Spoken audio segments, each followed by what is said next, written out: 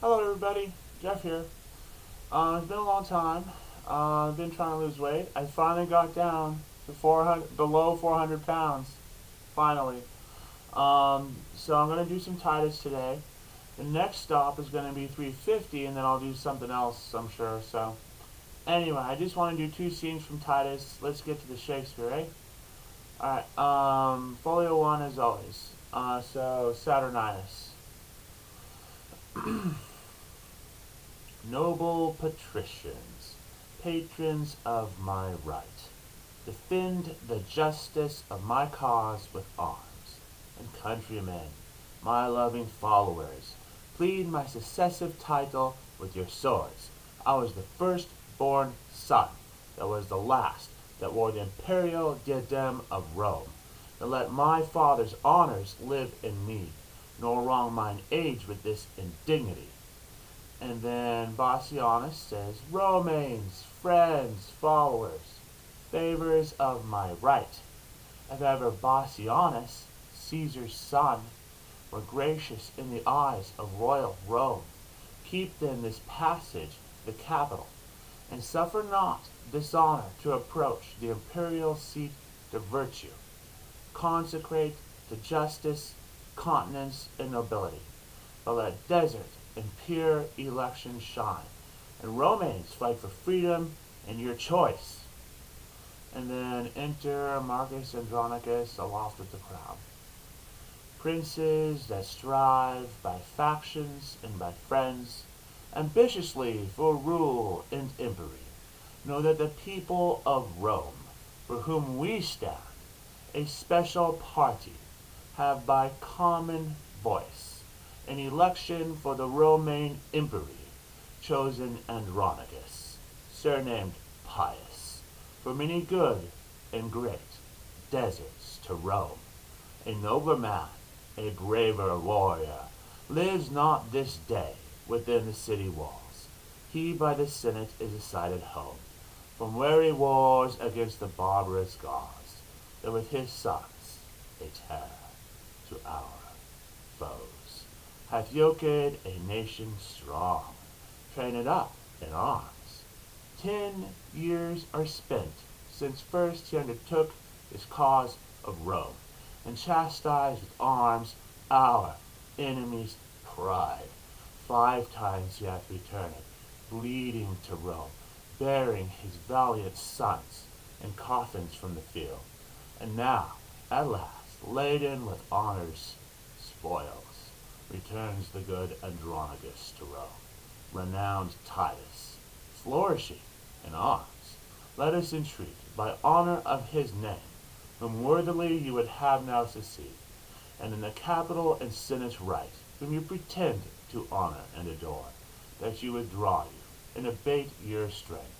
Dismiss your followers, and as suitors should, feed your deserts in peace and humbleness. So there's that one. Now I want to do the last scene where Titus comes in and he's dressed like a cook and stuff. So enter Titus. So this is the very end of the play now. So this is the very end of the play now. So enter Titus like a cook, placing the meat on the table, and Lavinia with a veil over her face. And then Titus says, Welcome, my gracious lord. Welcome, dread queen. Welcome, ye warlike gods. Welcome, Lucius. And welcome all, though this cheer be poor. 'Twill fill your stomachs, please, you eat of it. And then Saturninus says, Why art thou thus attired, Andronicus? And then Titus says, Because I'll be sure to have all well, to entertain your highness and your empress. We are beholding to you. So Tamara says, We are beholding to you, good Andronicus. And then Titus says, And if your highness knew my heart, you were. My lord, the emperor, resolve me this. Was it well done of rash Virginius to slay his daughter with his own right hand, that she was enforced, stated, and deflowered? And then Saturninus says, It was Andronicus. And then Titus says, Your reason, mighty lord? And then Saturninus says, because the girl should not survive her shame, and by her presence still renew his sorrows. And then Titus says, a reason, mighty strong and effectual, a pattern, president and lively warrant, for me to perform the like. Die, die, Lavinia, and thy shame with thee, and with thy shame thy father's sorrow die. And then Saturninus says, what has, so Saturninus, he killed her. And Saturninus says, what hast done, unnatural and unkind? And then Titus says, kill it her for whom my tears have made me blind. I am as woeful as Virginius was, and have 1,000 times more cause than he. And then Saturninus says, what was she ravished? Tell who did the deed. And then Titus says, will please you eat, will please your highness feed.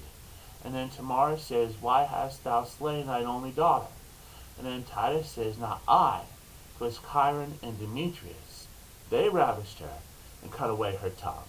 And 'twas they that did her all this wrong. And then Saturninus says, go fetch them hither to us presently. Go fetch them hither to us presently. And then Titus says, why, there they are both, baked in that pie, whereof their mother daintily hath fed, eating the flesh that she herself hath bred. 'Tis true, 'tis true. Witness my knives, sharp point. Then he stabs the empress. Oh, that's all. It's been a long time since I've done these, so I don't know. I try, so it's been a while. So anyway, thanks for watching. Bye.